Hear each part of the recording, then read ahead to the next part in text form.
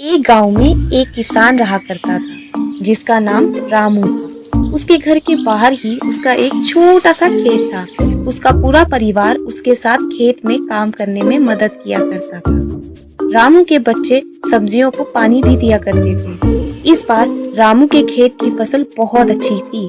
वह अपनी पत्नी से कहता है कि इस बार हमारी फसल बहुत अच्छी है और अगर सब कुछ सही रहा तो इस बार फसल बेचकर अपना घर बना ही लेंगे।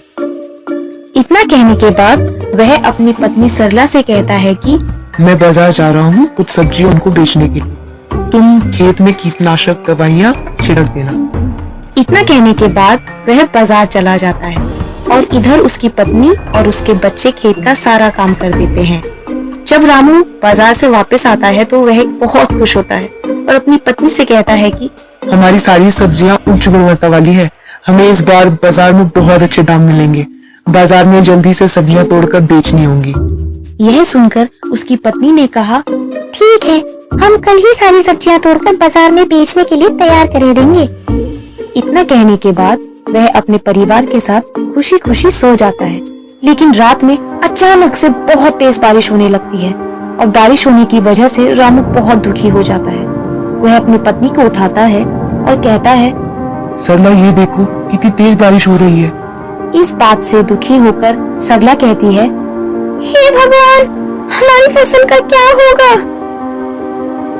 दोनों पति पत्नी भगवान से बारिश बंद होने के लिए प्रार्थना करने लगे, लेकिन बारिश रुकने का नाम ही नहीं ले रही थी। यहाँ तक कि कुछ देर बाद ओले भी पड़ने लगे। पूरे खेत में बारिश का पानी भर गया था। इससे वह दोनों बहुत परेशान थे। रामू ने कहा, सरला, बारिश का पानी बढ़ता जा रहा है, धीरे धीरे यह पानी हमारे घर में भी भरने लगेगा और हवा की वजह से हमारे घर का छप्पर भी टूट जाएगा। दोनों बहुत परेशान थे। किसी को कुछ समझ नहीं आ रहा था कि ऐसी परेशानी में भी करे तो क्या करे। सरला ने अपने दोनों बच्चों को उठाया और अपने पति के साथ किसी सुरक्षित जगह पर जाने का फैसला किया। जब वह अपने घर से निकले तो देखा कि पहले से ही बारिश की वजह से कई घर टूट चुके थे। पूरे गांव में पानी भर चुका था और गांव के अन्य लोग भी अपना सामान सर पर रखकर गांव से निकल रहे थे। पूरा गांव दुखी था। सभी एक दूसरे की मदद कर रहे थे। सभी गांव वाले गांव के बाहर के पुल के ऊपर आकर रुक गए थे।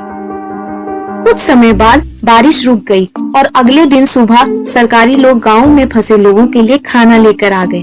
गांव वाले खाने को देखकर कर्मचारियों की ओर दौड़े दौड़े पहुंचे और रामू को भी खाने के लिए कुछ पैकेट मिल ही गए। रामू ने वह खाने के पैकेट अपने दोनों बच्चों को खिला दिए और दोनों मियाँ बीवी खुद भूखे रहे। अब गांव वालों को कुछ राहत सी महसूस होने लगी थी।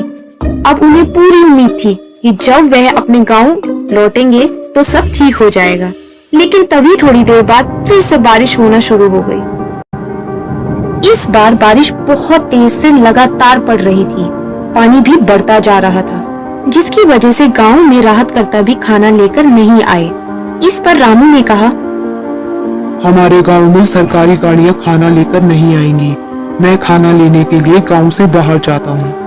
कुछ देर बाद रामू खाना लेकर सरला और बच्चों के पास पहुँचा, लेकिन रामू के शरीर पर बहुत चोट के निशान बने हुए थे, जिन्हें देखकर सरला घबराते हुए बोली, यह सब कैसे हुआ। इस पर रामू ने कहा, पास वाले गांव में सरकार मुफ्त में खाना बांट रही थी, जिसकी वजह से वहां पर बहुत भीड़ थी। मुझे खाना लेने में चोट लग गई। इतना सुनकर सरला रोने लगी और कहने लगी, जो हाथ अनाज चुकाते थे आज वो खुद अनाज के लिए परेशान है। ये कैसी स्थिति आ चुकी है, प्रभु कुछ तो कीजिए। रामू ने सरला को समझाया और कहा, तुम घबराओ मत, सब कुछ जल्द ही ठीक हो जाएगा। इसके बाद रामू ने अपने बच्चों को खाना दिया, लेकिन बच्चों ने कहा, आप भी इसमें से हमारे साथ खाना खाइए, क्योंकि आप दोनों ने कल से कुछ भी नहीं खाया है। बच्चों ने सरला और रामू के साथ खाना खाया। यह देखकर सभी को बहुत अच्छा लगा। सभी का हंसता खेलता परिवार पूरी तरह से परेशान था। इसके बाद धीरे धीरे बारिश कम होने लगी और गांव वाले अपने अपने घर लौटने लगे।